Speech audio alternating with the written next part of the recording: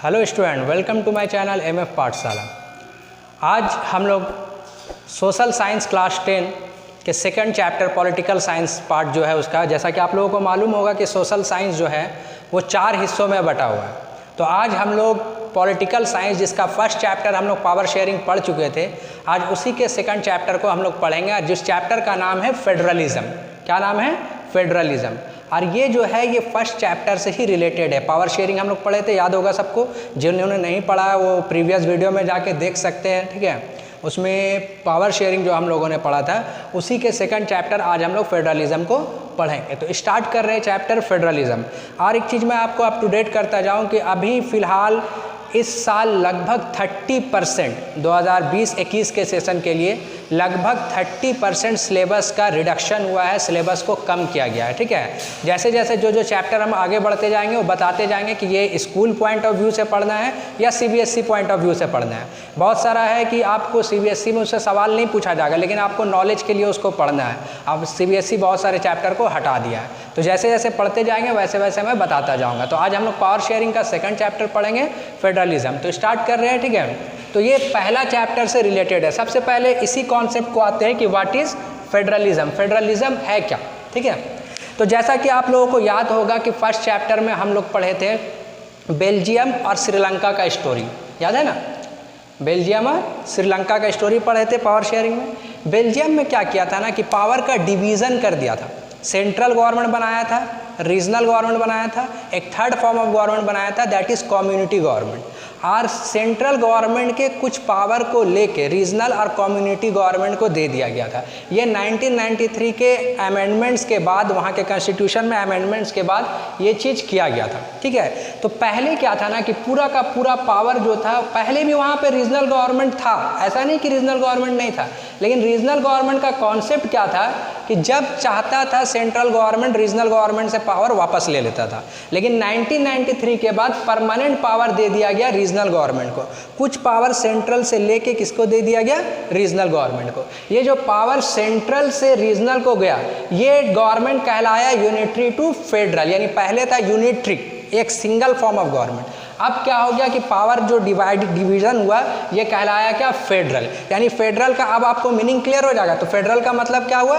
Power is divided between the central authority and various constituent units. यानी जो power का division होता है, गवर्नमेंट के पावर का जो डिवीज़न होता है, सेंट्रल अथॉरिटी और अलग अलग, चाहे वो जैसे हमारे कंट्री में क्या है तो 3 तरह का, सेंट्रल गवर्नमेंट, क्लियर है, स्टेट गवर्नमेंट और लोकल गवर्नमेंट भी है। सेंट्रल गवर्नमेंट के कुछ पावर को लेके किसको दे दिया गया है? स्टेट गवर्नमेंट को।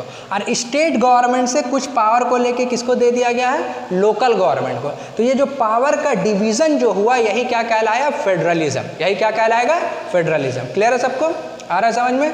तो ये जो सेंट्रल, स्टेट और लोकल गवर्नमेंट के बीच में जो पावर का डिवीज़न हो रहा है ये क्या कहला रहा है? फेडरलिज्म। वही स्टेटमेंट देख लेते हैं हम लोग। तो power is divided between a central authority and a various constituent units, यही क्या कहलाता है आपका? फेडरलिज्म। Clear to everyone? अब तो याद रहेगा सबको। तो बेल्जियम का स्टोरी याद है सबको, लेकिन श्रीलंका में तो ऐसा था नहीं। श्रीलंका में पूरा एक ही यूनिटरी फॉर्म ऑफ गवर्नमेंट था, सबका सब पावर सिन्हाला अपने पास रखे हुए थे, कोई पावर का डिवीज़न नहीं कर रहे थे, ठीक है। हम लोग आगे पढ़ेंगे, अपने कंट्री का पूरा डिटेल पढ़ेंगे।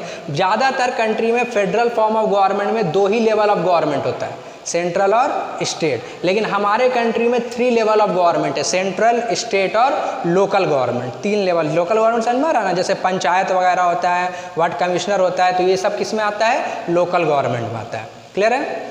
अब आगे देखते हैं हम लोग मोस्ट इंपॉर्टेंट टॉपिक, बहुत बार सवाल पूछा गया है इससे, ठीक है। That is features of federalism, खासियत, फीचर्स क्या क्या है फेडरलिज्म का। तो सबसे पहला फीचर जो है वो आप लोग देख सकते हैं, 2 और मोर लेवल ऑफ गवर्नमेंट, 2 या 2 से ज़्यादा लेवल ऑफ गवर्नमेंट होता है फेडरलिज्म। आ रहा बात समझ में? 2 या 2 से ज़्यादा लेवल ऑफ गवर्नमेंट होता है। जैसा कि अभी हम फेडरलिज्म का डिफिनेशन में भी आप लोगों को समझाए कि सेंट्रल, स्टेट और लोकल में बटा हुआ है, तो ये 2 से ज़्यादा लेवल ऑफ गवर्नमेंट में बटा हुआ है, ठीक है। तो उसी तरीके से पहला फीचर्स क्या होता है? 2 और more than 2 level of government, ठीक है। यहीं ज़्यादातर कंट्री में सिर्फ 2 ही लेवल ऑफ गवर्नमेंट रहता है, that is central government and other is state government, ठीक है। क्लियर है ना? सेकंड क्या है? Govern the same city but each year had is own jurisdiction. ये बहुत इंपॉर्टेंट है। अब सोचिए, हम अपने कंट्री का एग्जांपल लेते हैं और अभी लेटेस्ट गवर्नमेंट, जैसे कि हम झारखंड से बिलोंग करते हैं तो हम लेटेस्ट गवर्नमेंट देखते हैं, तो यहाँ हम क्या देखेंगे कि झारखंड का जो स्टेट गवर्नमेंट है वो JMM प्लस कांग्रेस का मिलके बना हुआ सरकार है, ठीक है। और सेंट्रल में किसका सरकार है? BJP का सरकार है। तो सोचिए, BJP का सरकार जो है वो गवर्न कर रहा है किसको? पूरे इंडिया को, यानी हम ही लोग को। और जो JMM का सरकार है झारखंड का, वो गवर्न कर रहा है किसको? वो भी हम ही लोग को गवर्न कर रहा है। इसीलिए लिखा हुआ है गवर्न द सेम सिटीजन। दोनों किसको गवर्न कर रहा है? सेम सिटीजन के ऊपर है, लेकिन दोनों का ताकत, क्षमता क्या है? अलग अलग है, अपना अपना जुरिडिक्शन है। जैसे फॉर एग्जांपल, बहुत सारा एग्जांपल है इसमें, CBI का नाम सुने होंगे, NIA का नाम सुने होंगे, ये सब एक तरीके से अगर देखा जाए तो पुलिस का टाइप ही है, लेकिन ये सब आता है किसके अंडर में? सेंट्रल के अंडर में। उसी तरीके से हम लोग अपना लोकल पुलिस को देखेंगे तो लोकल पुलिस किसके अंडर में आता है? स्टेट गवर्नमेंट के अंडर में आता है। आ रहा बात समझ में? ठीक है। जैसे IAS, ठीक है, जो DC वगैरह होता है वो appointed by the central government रहता है, लेकिन जो DSP रहता है वो appointed by the state government रहता है। तो दोनों गवर्न सेम सिटीजन्स को कर रहा है, लेकिन दोनों का पावर क्या है? अलग अलग है। दोनों का जुरिडिक्शन क्या है? अलग अलग है। दोनों का लेजिस्लेशन अलग है, कानून अलग अलग है, टैक्सेशन अलग अलग है। जैसे मान लीजिए कि हम रेड सिग्नल क्रॉस कर गए, ठीक है, तो हमसे फ़ाइन लिया, तो जो फ़ाइन लिया उस जो पैसा है वो किसके पास जाएगा? स्टेट गवर्नमेंट के पास जाएगा। किसके पास जाएगा? स्टेट गवर्नमेंट के पास। सबसे बेस्ट एग्जांपल देते हैं, GST सुने होंगे, गुड्स एंड सर्विस टैक्सेस। अगर किसी प्रोडक्ट पे 12% GST लग रहा है तो 6% हिस्सा सेंट्रल का और 6% हिस्सा स्टेट का हो जाता है, यानी दोनों का अपना अपना टैक्सेशन है। समझ में आ रहा ना? उसी तरीके से अगर पेट्रोल पे देखा जाए तो पेट्रोल पे एक्साइज ड्यूटी और वैट लगता है, वैल्यू एडेड टैक्स, ठीक है। तो एक्साइज ड्यूटी जो है वो सेंट्रल गवर्नमेंट के पास जाता है और वैट जो है वो स्टेट गवर्नमेंट के पास जाता है। आ रहा है समझ में? एडमिनिस्ट्रेशन वाला हम समझा दिए कि DC जो है वो सेंट्रली अपॉइंट रहता है और DSP या फिर जो पुलिस विभाग जो नीचे का लेवल का रहता है वो स्टेट गवर्नमेंट के द्वारा अपॉइंटेड रहता है। ये सेकंड फीचर्स है, ठीक है।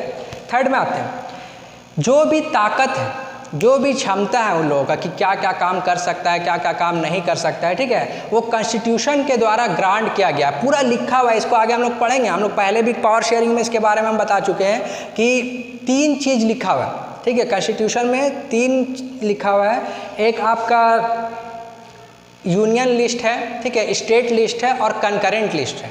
ये तीनों लिस्ट में लिखा हुआ है कि कौन कौन से चीज़ में क्षमता, ताकत जो है सेंट्रल का है, किस किस चीज़ में ताकत स्टेट गवर्नमेंट का है, यानी डिसीजन स्टेट गवर्नमेंट ले सकता है, और बहुत सारा वैसा चीज़ है जो जिसमें दोनों मिलकर डिसीजन लेगा, ठीक है। नेक्स्ट है, अगर कोई फंडामेंटल चेंज करना है, ठीक है, या कोई बहुत ज़रूरी चेंज करना है कॉन्स्टिट्यूशन में, तो वो कोई भी अकेले नहीं कर सकता है। सेंट्रल गवर्नमेंट भी अकेले नहीं कर सकता है, ना ही स्टेट गवर्नमेंट अकेले कर सकता है। जब भी करेगा ये दोनों मिलके करेगा। सबसे बेस्ट एग्जांपल इसका GST ही है। जब GST सेंट्रल गवर्नमेंट के थ्रू पास किया गया तो उसके बाद इसको स्टेट को भी इसको अपने में पास करवाना था, तभी ये पूरे हिंदुस्तान में लागू हो पाता।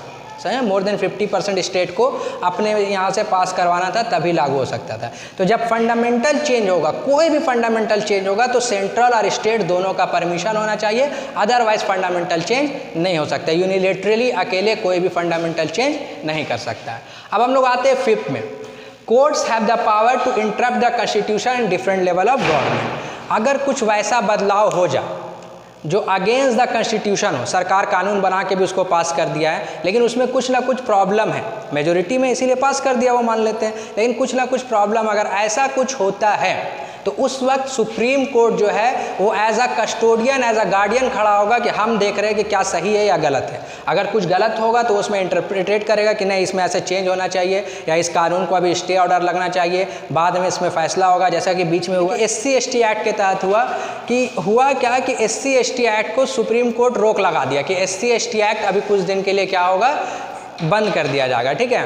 तो उसी के तहत क्या गया कि SC/ST एक्ट में जब रोक लगाया गया तो अब नया लेटेस्ट फिर से गवर्नमेंट क्या किया, उससे रिलेटेड कानून बना दिया। यानी जब भी कुछ प्रॉब्लम होगा चाहे वो सुप्रीम कोर्ट उसमें क्या करेगा, इंटरप्रेटेट करेगा कि नहीं इसमें ये दिक्कत है, अभी फ़िलहाल के लिए रोका जाए। बहुत सारा कानून जैसा अभी पास हुआ, CA सुने होंगे सब लोग, ठीक है, और भी बहुत सारा लॉ, बहुत सारा चीज़ पास हुआ, तो हर कुछ में कुछ ना कुछ करके सुप्रीम कोर्ट जो है उसमें स्टे ऑर्डर लगा, इसमें स्टे ऑर्डर नहीं लगाया लेकिन बहुत सारे चीज़ में स्टे ऑर्डर वो लगा देता है कि रुक जाइए, कुछ दिन बाद फैसला होगा, उसके बाद ही ये लॉ आएगा, अदरवाइज ये लॉ कानून अभी फिलहाल नहीं बनेगा। यानी supreme court as a guardian काम करता है कॉन्स्टिट्यूशन को बचाने के लिए।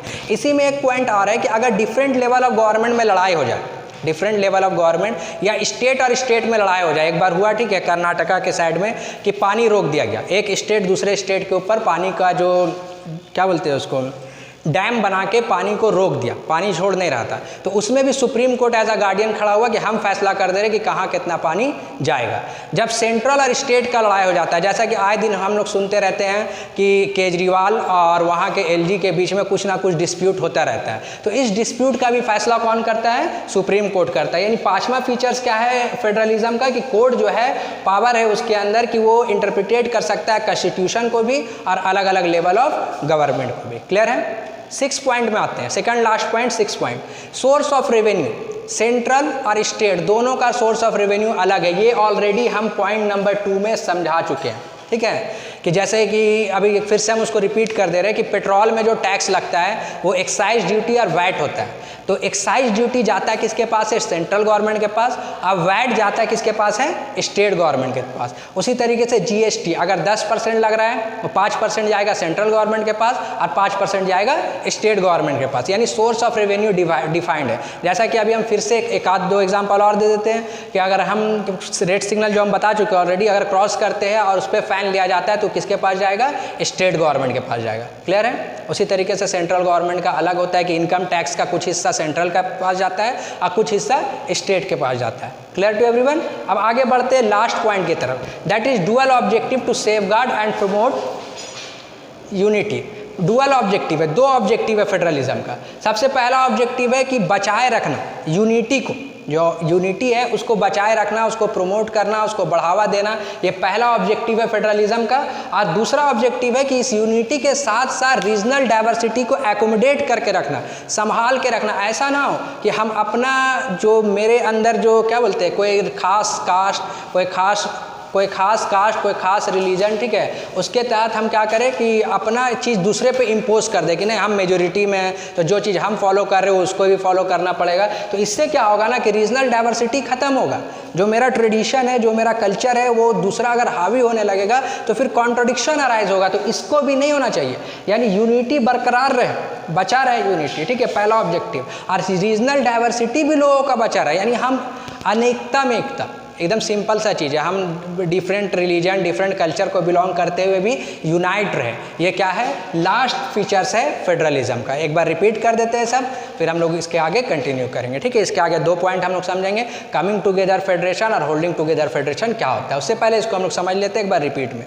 दो या दो से ज़्यादा लेवल ऑफ गवर्नमेंट होता है, दोनों सेम सिटीजन्स को गवर्न करता है, लेकिन दोनों का जो ये रहता है जुरिडिक्शन क्या होता है, अलग अलग होता है। क्या किसका कितना ताकत है वो कॉन्स्टिट्यूशन के द्वारा लिखा रहता है। फंडामेंटल चेंज अगर करना है तो दोनों मिल के करेगा, कोई भी यूनिलेटरल नहीं कर सकता है। अगर कुछ प्रॉब्लम होता है या कुछ अगेंस्ट द कॉन्स्टिट्यूशन होता है तो उसमें कोर्ट का पावर रहेगा उसको चेंज करने का। सोर्सेज ऑफ रेवेन्यू डिवाइन रहता है। और लास्ट पॉइंट क्या आता है कि यूनिटी बना रहे लेकिन लोगों का रीजनल डाइवर्सिटी भी खत्म ना हो। Clear to everyone? तो आगे कंटिन्यू करेंगे हम लोग और समझेंगे फेडरलिज्म को। जैसा कि हम लोगों ने अभी थोड़ी देर पहले देखा था कि फीचर्स ऑफ फेडरलिज्म, क्लियर था सबको कि 7 फीचर्स हम लोग पढ़े थे फेडरलिज्म को। अब आगे पढ़ेंगे और जानेंगे कि फेडरेशन किस तरीके से वर्क करता है। यानी अलग अलग कंट्री में अलग अलग तरीका होता है फेडरलिज्म का, यानी पावर का डिवीज़न का। फेडरेशन जो है वो डिफरेंट कंट्री में डिफरेंट तरीके से रन करता है, गवर्न करता है। इसको भी हम लोग समझेंगे, ठीक है। जैसे फॉर एग्जांपल 2 तरह का फेडरेशन है, बहुत इंपॉर्टेंट है, बहुत बार इससे सवाल पूछा गया है, इसीलिए इसको हम लोग अच्छे से समझेंगे। 2 तरह का फेडरेशन होता है, कमिंग टुगेदर फेडरेशन और दूसरा होता है होल्डिंग टुगेदर फेडरेशन। दिख रहा है ना सबको, कमिंग टुगेदर फेडरेशन और होल्डिंग टुगेदर फेडरेशन। इस दोनों के बारे में हम लोग समझते हैं कि आखिर कमिंग टुगेदर फेडरेशन क्या होता है और होल्डिंग टुगेदर फेडरेशन क्या होता है। तो ध्यान दोगे सब लोग। तो कमिंग टुगेदर फेडरेशन क्या होता है समझो। जब छोटा छोटा स्टेट, ठीक है, बहुत सारा छोटा छोटा स्टेट मिल के एक कंट्री बनाता है, यानी एक को पूरा अपना पावर ला के जोड़ लेता है। कमिंग टुगेदर, एक साथ आ जाता है, नाम से ही समझिए एक साथ आ जाता है। तो ऐसा फेडरेशन क्या कहलाता है ना, कमिंग टुगेदर फेडरेशन कहलाता है। यहाँ क्या दुनिया में कोई एग्जांपल है कमिंग टुगेदर फेडरेशन का? हाँ एकदम है, अमेरिका में चलता है, USA, United state of America, नाम से समझिए यूनाइटेड स्टेट ऑफ अमेरिका, यानी अलग अलग स्टेट अमेरिका का क्या हुआ है, यूनाइट हो गया, यानी एक साथ आ गया। ये क्या कहलाया, कमिंग टुगेदर फेडरेशन। ठीक है, स्विट्ज़रलैंड में, ऑस्ट्रेलिया में, यानी टुकड़ों में टूटा हुआ था देश। ठीक है, और वो सब आके एक साथ अपना एक ग्रुप बना लिया, अपना एक कंट्री बना लिया, ये क्या कहलाया, कमिंग टुगेदर फेडरेशन। क्लियर है सबको? तो जब छोटा छोटा देश, या छोटा नहीं मतलब कि जब डिफरेंट कंट्रीज़ एक साथ मिलके एक बड़ा यूनिट बना ले तो वो कहलाएगा coming together federation. Example USA, Switzerland, Australia. Third most important point कि कमिंग टुगेदर फेडरेशन में लगभग हर स्टेट का जो ताकत होता है, ठीक है, जो क्षमता होता है, जो पावर होता है, वो सेम होता है, ऑलवेज सेम होता है लगभग। ठीक है, हो सकता है किसी कंट्री में थोड़ा बहुत डिफर कर जाए, लेकिन जनरली सबका पावर क्या होता है, सेम होता है। क्लियर है सबको? अब आते हैं होल्डिंग टुगेदर फेडरेशन में। जब डिफरेंट कंट्रीज, जब एक बड़ा यूनिट, ठीक है, ध्यान से समझना, एक बड़ा यूनिट अपने पावर को छोटे छोटे हिस्सों में दे दे, समझ में आ रहा है, तो ये कहलाएगा होल्डिंग टुगेदर फेडरेशन। अभी भी उम्मीद है क्लियर नहीं हुआ होगा, फिर से इसको समझो। जैसे इंडिया, ठीक है, तो इंडिया का सेंट्रल गवर्नमेंट है और स्टेट गवर्नमेंट है। अभी की जैसा कि हम लोग जानते हैं कि 28 स्टेट है, पहले 29 था लेकिन अब जम्मू कश्मीर तो हट गया। ठीक है, तो 28 स्टेट है। तो जब 28 स्टेट है तो हर स्टेट को कुछ ना कुछ पावर दिया गया। ठीक है, एक खास बात, ठीक है, तो ये जो डिफरेंट स्टेट में जो पावर को बांट दिया गया, लेकिन क्या कंट्री टूट गया, अलग हो गया? ऐसा नहीं हुआ। पावर बांटने के बाद भी सब क्या है, एक साथ होल्ड किए हुए, एक साथ रुके हुए, तो ये क्या कहलाएगा, होल्डिंग टुगेदर फेडरेशन। और अब बात समझ में, एग्जाम्पल इसका इंडिया, स्पेन, बेल्जियम। ठीक है, अब होल्डिंग, जैसा कि हम लोगों ने देखा था कि इसमें कमिंग टुगेदर फेडरेशन में क्या था कि लगभग हर कंट्री का पावर हर स्टेट का उसमें पावर क्या था, सेम था, इक्वल था। लेकिन होल्डिंग टुगेदर फेडरेशन में ऐसा नहीं होता। होल्डिंग टुगेदर फेडरेशन में अलग अलग स्टेट का में भी पावर डिफर कर सकता है, कुछ स्पेशल पावर मिल सकता है, अलग अलग स्टेट को कुछ स्पेशल पावर मिल सकता है। ये होल्डिंग टुगेदर फेडरेशन में होता है। जैसे फॉर एग्जांपल, पहले अभी थोड़ा सा पुराना एग्जांपल लेके समझते हैं, जम्मू एंड कश्मीर, आर्टिकल 370 था, वो उसको क्या करता था ना कि कुछ स्पेशल फैसिलिटीज़ देता था, कुछ स्पेशल फैसिलिटीज़ देता था कि हाँ उसके साथ ये हो सकता है। जैसे फॉर एग्जांपल कि वहाँ पे जब जॉब वगैरह निकलता था ना, तो इन लोग के लिए कुछ सीट रिजर्व रहता था और भी बहुत सारा फैसिलिटी दिया गया था। तो वो स्पेशल फैसिलिटी दिया गया किस फेडरेशन में, होल्डिंग टुगेदर फेडरेशन। क्या वो चीज़ झारखंड को मिला था? क्या वो चीज़ बिहार को मिला था? नहीं। असम को कुछ स्पेशल फैसिलिटीज़ है, मेघालय को कुछ स्पेशल फैसिलिटीज़ है अलग अलग कानून के तहत, यानी कि उन लोगों को कुछ एक्स्ट्रा पावर दिया गया। ये क्या कहलाता है, होल्डिंग टुगेदर फेडरेशन। अगर आ जाए कि right 3 difference between coming together federation and holding together federation, तो क्या लिखेंगे हम लोग? सबसे पहला, कमिंग टुगेदर फेडरेशन में क्या होता है कि अलग अलग यूनिट मिलके एक ग्रुप बना लेता है, ठीक है, एक बड़ा पावर बना लेता है, ये क्या कहलाता है, coming together federation. Holding together federation में पावर को डिवाइड कर दिया जाता है। दूसरा, कमिंग टुगेदर फेडरेशन में सबका पावर इक्वल रहता है। होल्डिंग टुगेदर फेडरेशन में पावर जो है वो डिफर करता है। तीसरा पॉइंट, कमिंग टुगेदर फेडरेशन का example USA, Switzerland, Australia. Holding together federation का एग्जाम्पल इंडिया, स्पेन और बेल्जियम। Clear to everyone? यहाँ तक कोई दिक्कत? अब आगे बढ़ते हैं हम लोग, ठीक है, इसी को आगे कंटिन्यू करते हैं। और नेक्स्ट जो हम लोग का है, what makes India A federal country. अब तुम लोग से पूछा जाए कि बताओ इंडिया फेडरल कंट्री, इतना हम लोग एग्जाम्पल पढ़े ना, तो और इतना देर से हम लोग पढ़ रहे हैं, तब तुमसे एक सवाल किया जाए कि क्या इंडिया एक फेडरल कंट्री है। अब यहाँ पे वीडियो को पॉज करके और सोचो, अपने मन में पहले जवाब सोचो और उसके पीछे रीज़न सोचो कि क्या इंडिया एक फेडरल कंट्री है। ठीक है, तो तुम लोग सोच लिए। अब मैक्सिमम लोगों का जवाब होगा कि हाँ सर फेडरल कंट्री, अभी आप ही तो समझाए होल्डिंग टुगेदर फेडरेशन है, यानी फेडरेशन है। ठीक है, तो इससे क्लियर हो गया। और भी समझो, तो अब हम लोग सबसे पहले इसको समझने के लिए इस तरीके से समझते हैं कि 7 फीचर्स पढ़े थोड़ा देर पहले, हम लोग पढ़े ना 7 फीचर्स इंडिया का, उस 7 फीचर्स को ध्यान दो। 2 और more than 2 tiers of government, क्या हमारे कंट्री में है? एकदम है। सबका पावर कॉन्स्टिट्यूशन के थ्रू डिफाइंड रहेगा। क्या हमारे कंट्री में ऐसा है? एकदम है, ठीक है। कोर्ट इंटरप्रिटेट करेगा अगर कुछ प्रॉब्लम होता है, क्या हमारे कंट्री में ऐसा है? एकदम है, ठीक है। इस तरीके से जब सातों फीचर्स हम लोग मिलाएंगे ना, तो हम लोग देखेंगे क्या कि वो सातों फीचर्स इंडिया के साथ कहीं ना कहीं मैच करता है। तो इससे क्लियर हो गया कि इंडिया क्या है? एक फेडरल कंट्री है, ठीक है। इंडिया क्या है? एक फेडरल कंट्री है। हमारे यहाँ 2 था पहले, यूनियन गवर्नमेंट या जिसको सेंट्रल गवर्नमेंट हम लोग बोलते हैं, और दूसरा स्टेट गवर्नमेंट। बाद में और जाके इसको क्या बोलते हैं, उसको डिवाइड किया गया कि वो बहुत वास्ट कंट्री है चलाने के लिए। और 3rd टियर ऑफ गवर्नमेंट आया, दैट इज़ कॉल्ड पंचायती राज या फिर म्यूनसिपैलिटीज़, इसको हम लोग बोलते हैं। वार्ड कमिश्नर वगैरह बनता है, ठीक है, वो सब किस में आता है? म्यूनसिपैलिटीज़ में आता है। तो अब सर कैसे समझेंगे कि फीचर्स, अब तो एक चीज़ तो आप बता दिए कि 7 फीचर्स फॉलो कर रहा, और कोई तरीका? हाँ, और भी तरीका है। हमारे कंट्री में लिस्ट बना हुआ है, ठीक है, हमारे कंट्री में लिस्ट बना हुआ है। तो आगे कंटिन्यू करते हैं हम लोग और समझते हैं, ठीक है, कि इंडिया को और क्या क्या चीज़ फेडरल बनाता है। जैसा कि अभी हम बता चुके हैं कि सबसे पहला क्या था कि अगर सातों फीचर्स को हम लोग देखें तो सातों फीचर्स इंडिया में वैलिड होता है। उसी तरीके से उसमें जब एक फीचर्स था कि पावर जो है वो डिफाइंड बाय द कॉन्स्टिट्यूशन रहता है, यानी कॉन्स्टिट्यूशन के अंदर में पावर लिखा गया है कि क्या क्या पावर कौन कौन से, मतलब कौन सा पावर सेंट्रल का रहेगा, कौन सा पावर स्टेट का रहेगा, बहुत सारा वैसा पावर जो दोनों मिलके रहेगा। तो देखते हैं इसको, ठीक है। तो 3 तरह का लिस्ट बनाया गया कॉन्स्टिट्यूशन में। कितने तरह का लिस्ट बनाया गया है? 3 तरह का लिस्ट, ठीक है। सबसे पहला है यूनियन लिस्ट, दूसरा है स्टेट लिस्ट, तीसरा है कंकरेंट लिस्ट। नाम से ही पता चल रहा है यूनियन लिस्ट, ये वो लिस्ट है जिससे रिलेटेड डिसीजन सेंट्रल गवर्नमेंट लेगा। अभी लेटेस्ट में हम बात कर ले तो सिंपल समझाने के लिए, तो मोदी सरकार, बीजेपी गवर्नमेंट जिससे रिलेटेड डिसीजन लेगा वो क्या कहलाएगा? Union list. तो सवाल कि सर कौन कौन सा चीज़ है जिससे रिलेटेड डिसीजन यूनियन गवर्नमेंट लेगा?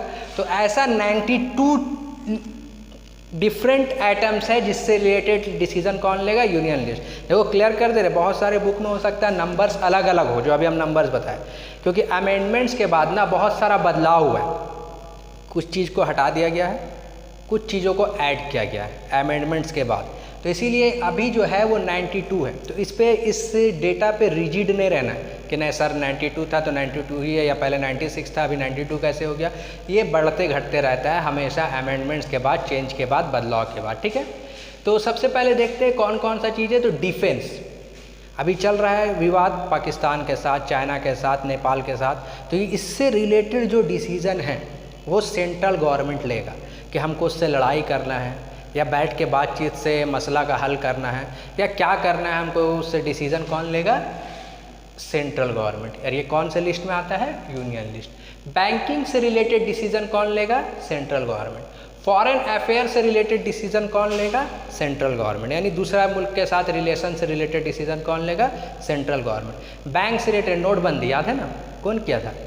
यहाँ लोकल गवर्नमेंट किया था, स्टेट गवर्नमेंट किया था? नहीं, सेंट्रल गवर्नमेंट किया था। तो इस तरीके का बैंक का मर्ज करना, बैंक को मर्ज और भी ब्रांचेस खोलना, ये सब डिसीजन कौन लेगा?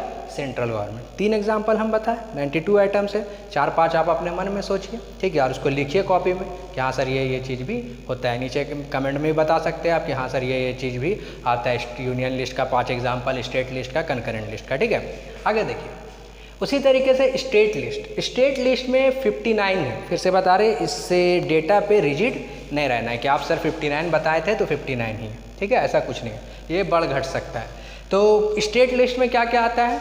पुलिस आता है, ठीक है, जो पुलिस जो होता है ना वो स्टेट के अंदर होता है। अभी एक बड़ा यूनिक पॉइंट बताएंगे जब हम यूनियन टेरिटरी में पहुँचेंगे, तो ठीक है।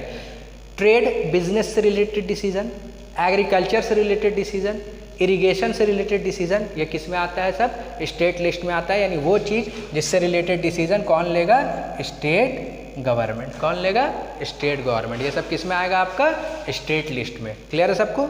चाहे वो इरिगेशन हो, एग्रीकल्चर हो, ट्रेड हो, पुलिस हो, इसके अलावा जैसे यहाँ 4 हो गया, 55 और फिर से बता रहे, कमेंट में नीचे लिखिए वो कितना है, 5-5 तीनों का।